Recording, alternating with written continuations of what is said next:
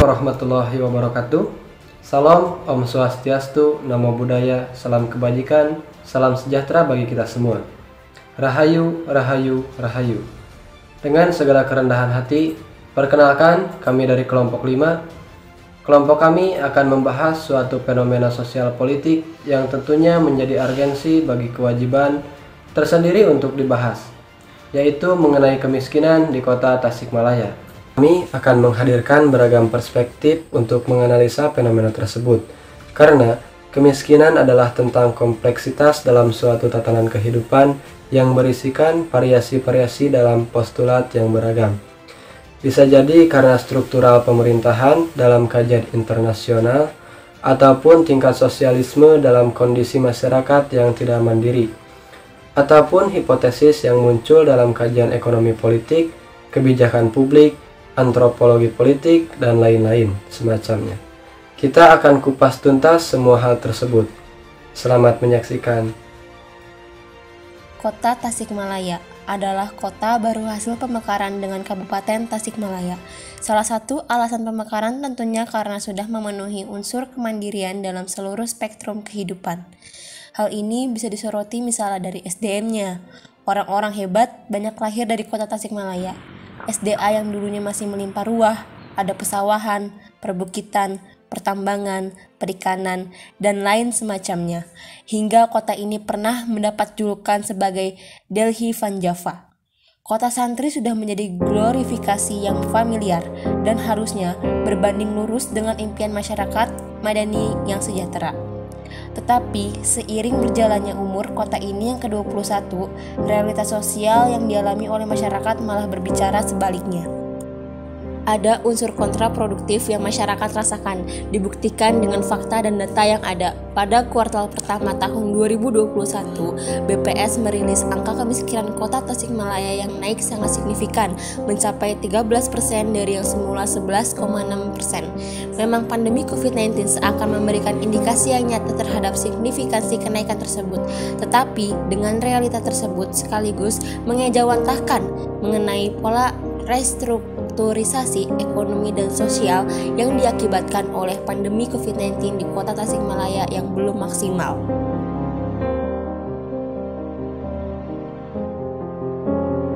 Pak, di sini mungkin ada beberapa pertanyaan yang akan kami tanyakan kepada Bapak. Yang pertama mungkin menurut Bapak itu, bagaimana dengan keadaan kota Tasik ini? Karena jika dilihat dari kondisi kota Tasik ini termasuk ke dalam daftar kota dengan tingkat kemiskinan yang tinggi gitu Pak. Pendapat Bapaknya bagaimana? Emang kebanyakan anak-anak kita banyak yang miskin. Jadi sekarang mah kan susah cari uang gitu. Kayak beginian juga gitu. Ada lagi mungkin Pak? Baik. Lanjut, dilihat dari situasi pandemi saat ini gitu, kondisi Bapak saat ini bagaimana gitu dalam kehidupan sehari-hari Bapak, kondisinya gimana? Ya kondisi keuangan gitu. Bisa keuangan, bisa keseharian Bapak, karena pandemi ini mungkin kan menyangkut pekerjaan juga, terus penghasilan juga gitu. Bagaimana keadaan Bapak saat ini? Jadi susah gitu, cari uang gitu, segala macam gitu. Nggak cukup lah istilahnya. Ini cukup sehari-hari. Lanjut mungkin pertanyaan ketiga, kalau boleh tahu gitu, berapa penghasilan Bapak untuk keseharian Bapak saat ini? Paling 50.000 sehari. 50.000. Kalau misalkan sebelum pandemi yang terjadi, pendapatan Bapak berapa Pak? Emang yang dulu mah agak itu kan agak tinggian gitu, dikit gitu. Sekarang mah susah banget.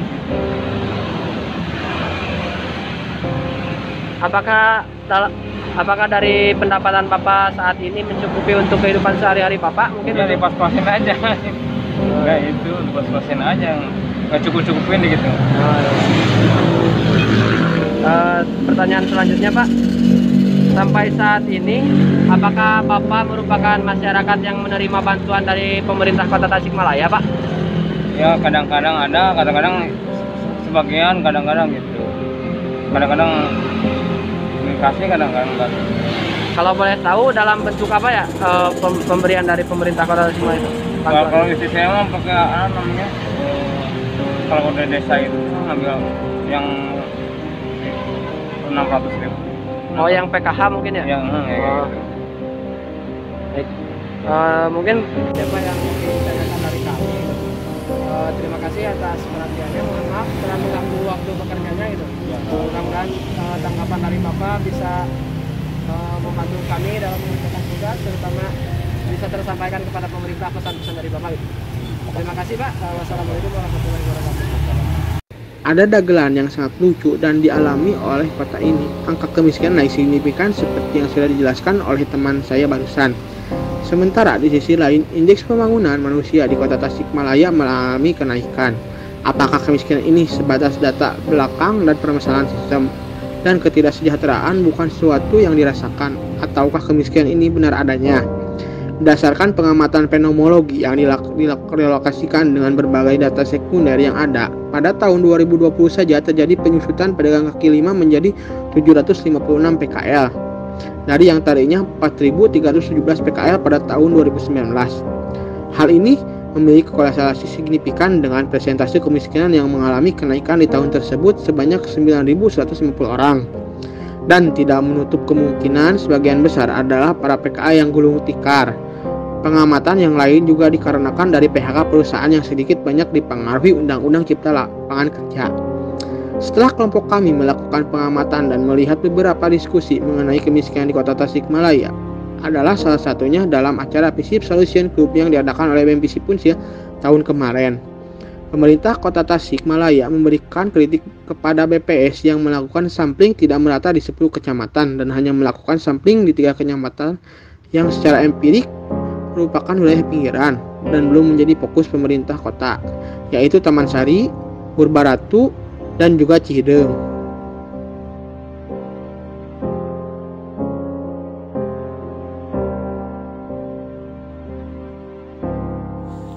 Kritikan pemerintah Kota Tasikmalaya yang disinggung oleh teman saya barusan, kelompok kami melihat dalam dua perspektif. Pertama, harus ada evaluasi bagi BPS dalam falsifikasi data, dan yang kedua menjadi pukulan telak tersendiri bagi pemerintah Kota Tasikmalaya dalam menciptakan rumusan ekonomi yang berbasis pemerataan di seluruh wilayah.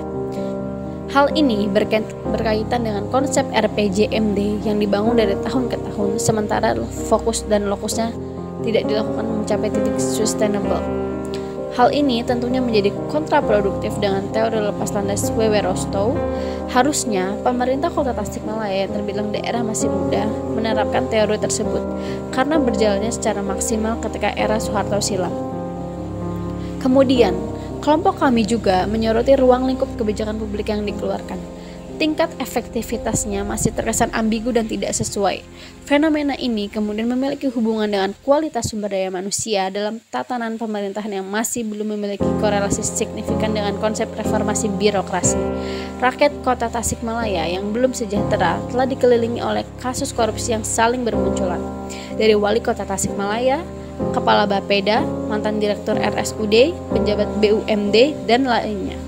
Mirisnya, kasus korupsi DAK per tanggal 25 Februari 2022 belum selesai dan kembali diusut oleh KPK.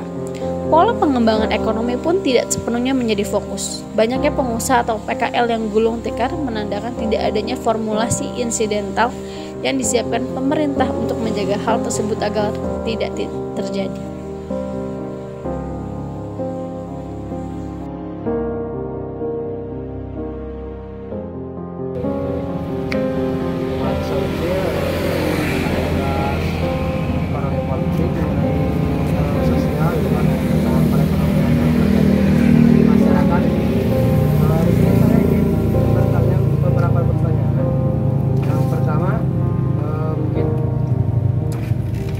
Menurut Bapak gitu, bagaimana keadaan Kota Tasik ini jika dilihat dari Kota Tasik ini termasuk ke dalam daftar kota dengan tingkat kemiskinan yang tinggi gitu Pak?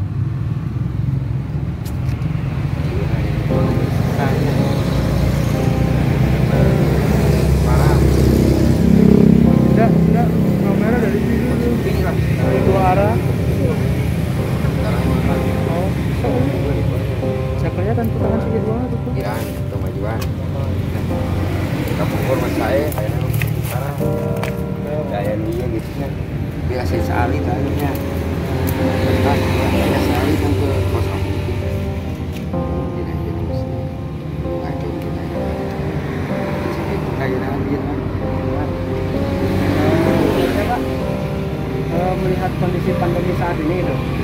bagaimana kondisi Bapak saat ini saat melawan pandemi ini gitu, Pak? Terutama di bidang ekonomi Bapak? Sepi lah soalnya karena masih stres lancarnya. Kan air maya saat ini terus susah belinya kadang ada aja ya namanya kiranya mah gitu buat lebih itu kampung gue doang ya dan kira-kira tapi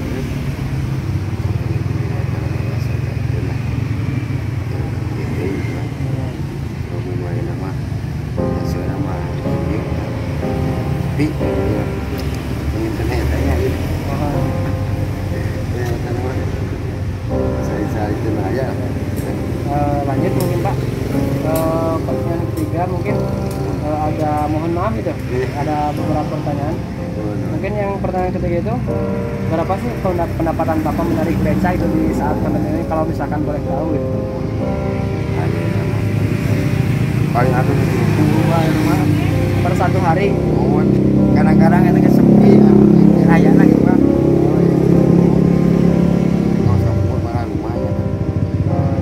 Kalau misalkan sebelum pandemi penghasilan Bapak satu hari itu dapat berapa Pak? Kalau kebun masih kene lancar normal mah, jangan ada sampai 200 kan.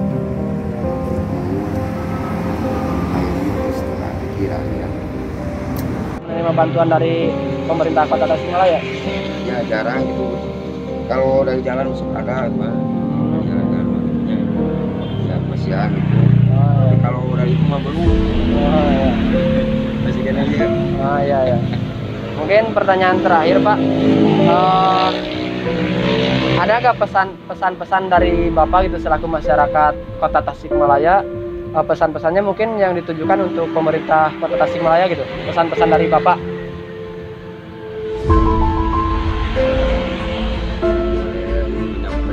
Iya.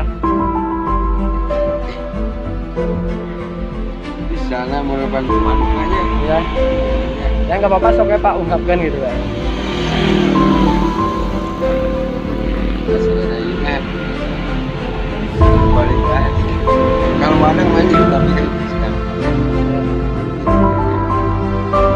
Ya belum ayam ya. Berarti mungkin pesan-pesannya untuk Fenomena kemiskinan di Kota Tasikmalaya memang tidak bisa diselesaikan secara parsial. Ini menjadi pekerjaan rumah yang sangat besar bagi beberapa pihak. Untuk menutup video presentasi kelompok kami dapat menyimpulkan konstruksi permasalahan kemiskinan di Kota Tasikmalaya yang terjadi karena beberapa variabel, yaitu rencana pembangunan jangka menengah daerah yang tidak terintegrasi, kolaborasi pemerintahan kota, pemerintahan provinsi, dan pemerintahan pusat yang terlihat minim, reformasi birokrasi yang tidak berjalan baik, dan rekonstruksi paradigma kemandirian masyarakat yang belum tercipta. Kita sebagai mahasiswa Fakultas Ilmu Sosial dan Ilmu Politik Universitas Siliwangi yang memegang teguh Tridharma perguruan tinggi tentunya harus memiliki tingkat kepedulian terhadap lingkungan sekitar. Kerap kali isu dan eksklusi nasional selalu menjadi fokus perhatian, sementara warga masyarakat di sekitar kita luput dari perhatian. Permasalahan Kota Tasikmalaya bukanlah hal sederhana.